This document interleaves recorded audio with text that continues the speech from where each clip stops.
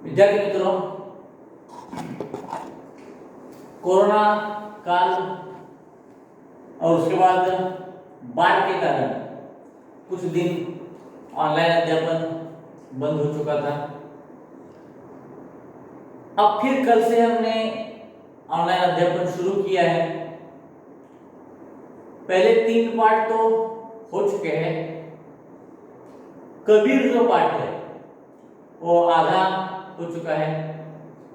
अब कबीर का बचा हुआ जो हिस्सा है वो अब नहीं लूंगा, क्योंकि अब 25% पाठ्यक्रम तो परीक्षा से हटाया गया है, कम किया गया है। अब उस 25% अभ्यासक्रम में कबीर पाठ भी है, तो इसलिए उसका बचा हुआ हिस्सा है, उसका वीडियो मैंने बनाया था, लेकिन अब आपको नहीं भेजूंगा। उसके बदले हम चौथी कविता लेते हैं। कविता का नाम है किताब। गुलजार जी ने लिखी हुई बहुत ही अच्छी कविता है किताबें, जो आपके जीवन के बिल्कुल समीप होती है, आपकी पढ़ाई का एक अहम हिस्सा होते हैं किताबें। तो किताबों के बारे में लिखा है, लेकिन ये वो किताबें हैं पाठ्यक्रम की नहीं, जो आप पढ़ते हैं, पढ़ाई करते हैं, वो किताबें नहीं। गुलजार जी को कहना है वो किताबें जो पाठ्येतर होते हैं, यानी ग्रंथालय में होते हैं, कभी कभार हम पढ़ते हैं, उन किताबों के बारे में लिखा है। पहले हम गुलजार जी के बारे में जानकारी लेते हैं। देखिए, कवि का परिचय, आप कविता का नाम, कवि का नाम अपनी कॉपी में लिख लीजिए। कवि का परिचय 18 अगस्त 1936 में दीना, झेलम जिला, पंजाब में उनका जन्म हुआ। उनका पूरा नाम संपूर्ण सिंह कालरा है। आप एक कवि, पटकथा लेखक हैं, फिल्म निर्देशक भी है।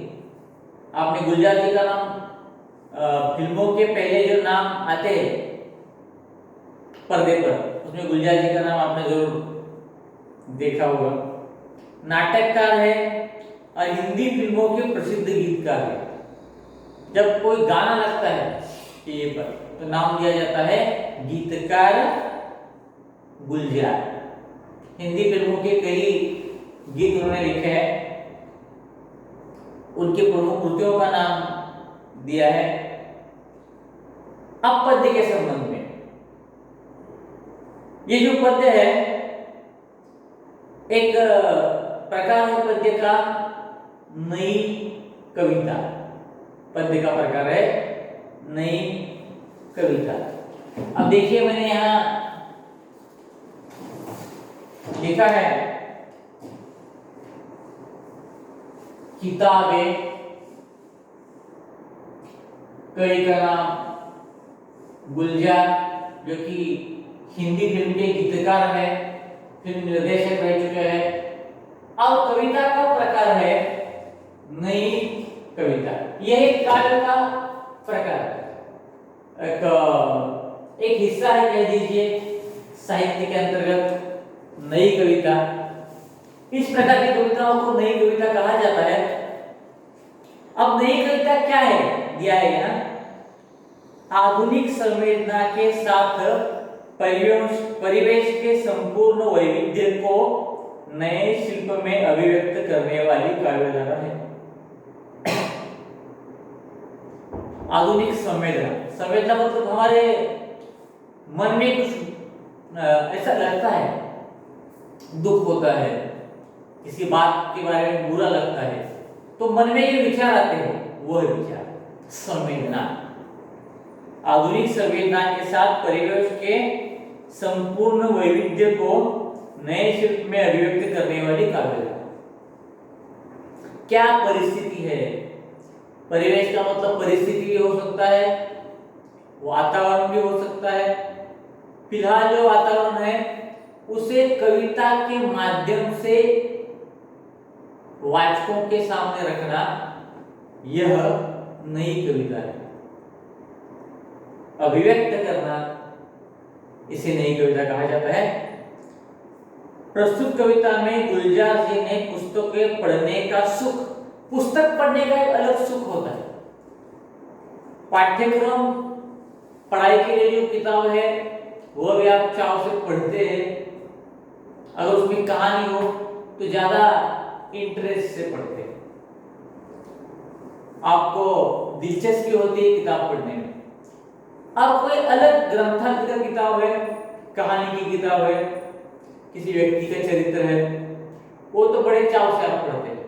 पुस्तक पढ़ने का एक अलग प्रकार का सुख होता है, क्योंकि अगर बड़ा पुस्तक है, उपन्यास है, तो ये सोचते हैं हम कि आगे क्या होगा, थोड़ा हिस्सा कल पढ़ेंगे, आगे क्या होगा यह पढ़ने की एक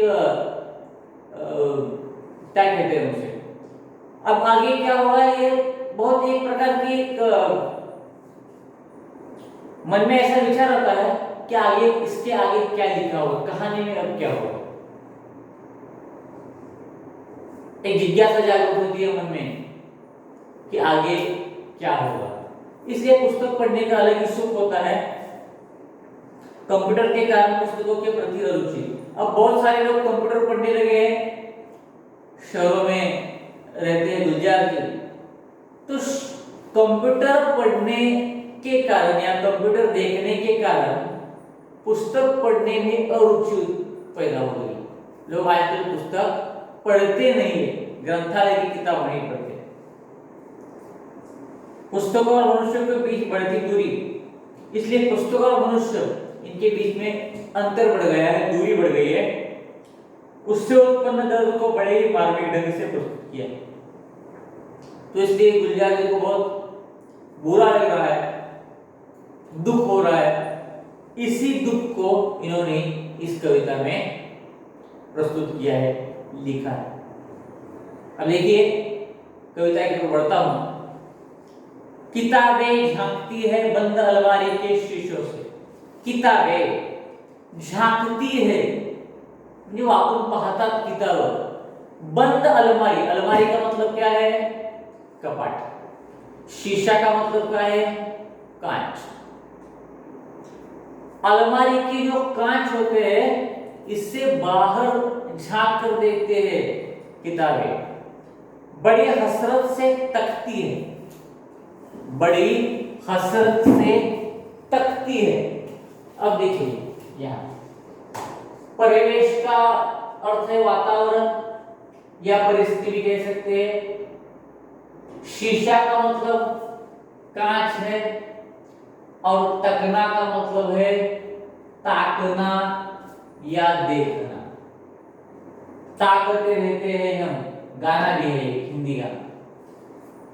और हसरत का जो अर्थ है, किताब में नीचे शब्द संसार में दिया ही है, इसलिए मैंने उसे नहीं लिखा। बड़ी हसरत से तकती है,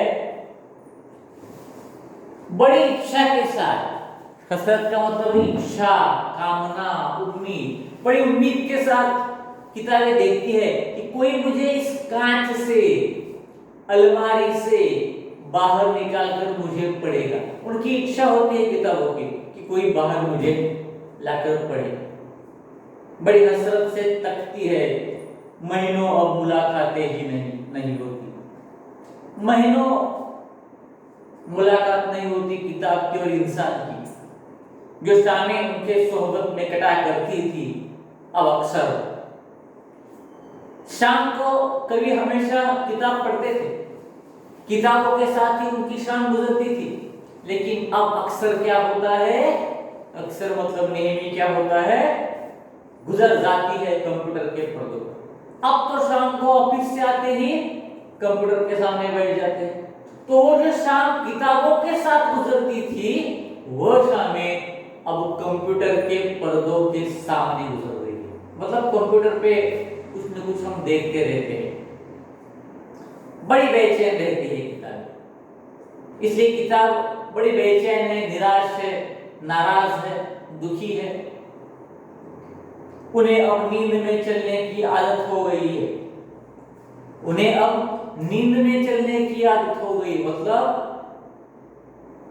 कवि के सपने में अब किताबें कभी कभी आती है, कवि के सपने में अब कभी कभी किताबें आती है। इतनी दुर्मिल हो गई है उनके लिए। जो कदरे वे सुनाती थी, कदरे का अर्थ किताब में दिया है मूल्य, मायने।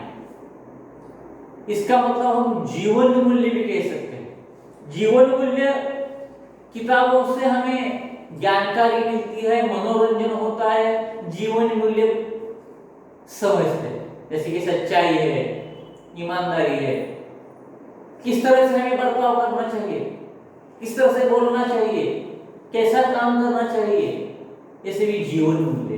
अच्छे विचार हमें मिलते हैं, समझते हैं दूसरों का चरित्र पढ़कर, वो जीवन मूल्य।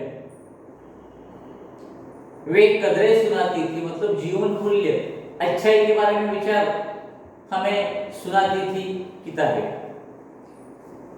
जिनके सेल कभी मरते नहीं थे, सेल शरीर में होती है, कोशिका, पेशी, जिसका अध्ययन आपने विज्ञान में किया है। जीवन मूल्य हमेशा के लिए अच्छे होते, जो अच्छे विचार हो हर जमाने में। 100 साल पहले भी वही विचार अगर से किसी ने कहा तो वो भी अच्छा है, आज के दौर में भी अच्छे विचार, अच्छे ही बातें सुनाते हैं, अच्छा ही ज्ञान देते हैं, अच्छा बर्ताव करने के लिए कहते हैं।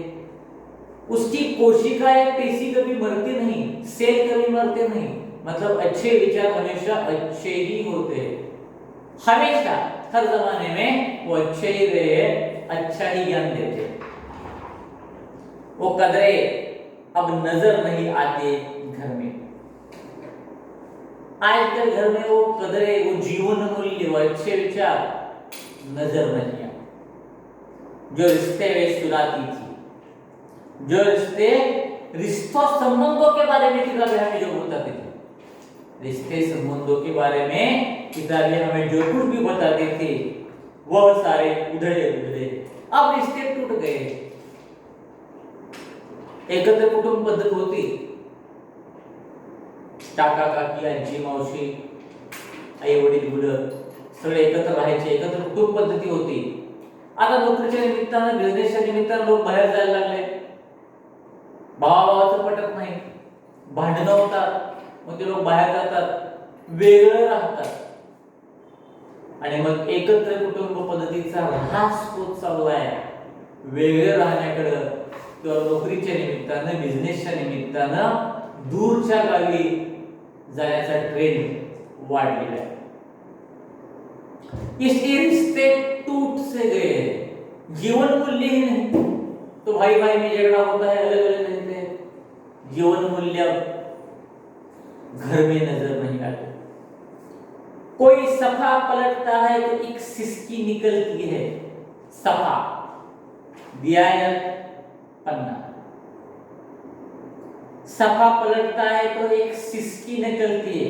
सिसकी मतलब क्या, दुख भरी बातें पढ़कर हमें जो रोना आता है, इस तरह से दुख भरी बातें सुनकर या पढ़कर जो रोना आता है उसे सिसकी कहते हैं। कोई सफा पलटता है तो सिसकी निकलती है, दुख भरी बातें पढ़कर किताब में रोना आता है। कोई लफ्जों के मानी गिर पड़े, लफ्ज अर्थ दिया है मैंने फलक पर, लफ्ज का मतलब है शब्द, शब्द। मानी का मतलब क्या है, अर्थ, मानी का मतलब है अर्थ। लिख लीजिए अभी इसी वक्त, लफ्ज शब्द, मानी का मतलब है अर्थ।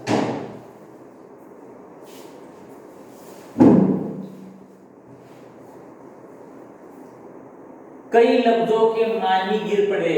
आज अगर हम किताब पढ़ने जाते हैं तो उनमें जो जीवन मूल्य है, जो भी जीवन मूल्य है, जैसे कि सच्चाई है, ईमानदारी है, नम्रता है, वो आजकल दिखाई नहीं देते। सच्चाई, ईमानदारी, नम्रता लोगों में नहीं दिखाई देते गुण। इसलिए उन शब्दों के अर्थ मानी पड़ गए, गिर पड़े हैं। किताबें हमें सिखाते हैं जीवन मूल्य, अच्छे अच्छे विचार सिखाते हैं, अच्छा रहना सिखाते हैं, अच्छे गुण सिखाते हैं, लेकिन आजकल वो अच्छे गुण दिखाई नहीं दे रहे। इसलिए कवि कहते हैं उन शब्दों के अर्थ अब गिर पड़े हैं। बिना पत्तों के सूखे टुंड लगते हैं सब अल्फाज। अल्फाज भी शब्द की अर्थ है, उसका अल्फाज का अर्थ दिया है, उर्दू शब्द है अल्फाज, उसका अर्थ है शब्द। बिना पत्तों के सूखे डंठल या टुंड कहा है, मतलब जिसे पत्ते नहीं है, जिस पेड़ को पत्ते नहीं है। एक चित्र मैं आपको दिखाना चाहूंगा, ये टुंड क्या होता है। ये देखिए यहां एक चित्र है, ये जो है यहां ये दिखाई देता है, ये टुंड है, बिना पत्तों का पेड़। या इसे आंखें दिखाई दी है लेकिन आंखें नहीं है, पेड़ की आंखें नहीं होती, लेकिन यहाँ प्रतीकात्मक रूप में दिखाया है। लेकिन इसी तरह का टुंड होता है जिसे बिल्कुल पत्ते नहीं है, ऐसा पेड़, टुंड। तो सभी शब्द वैसे बिना पत्तों के पेड़ जैसे दिखाई दे रहे हैं। शब्दों के अर्थ गिर पड़े हैं, शब्दों के मानी गिर पड़े हैं, क्योंकि कोई भी जीवन मूल्य नहीं है, जिन पर अब कोई मानी नहीं उठते, जिन शब्दों के कोई अर्थ ही नहीं। आजकल के दौर में, स्वार्थी युग में, कोई भी शब्द, किसी शब्द की कोई अर्थ ही नहीं मिलता। ठीक है, तो आधी कविता तो हो चुकी है, ज्यादा लंबा वीडियो नहीं बनाऊंगा। आधी कविता हो चुकी है, आधी कविता बाद में देखेंगे हम, अगली दासिका के वक्त देखेंगे। तब तक जितने भी कविता है कविता के शब्द के अर्थ लिख लीजिए, जितनी भी पढ़ाई है उसे पढ़िए, उसका अर्थ जान लीजिए। बची हुई कविता अगली दासिका के वक्त ले लेंगे।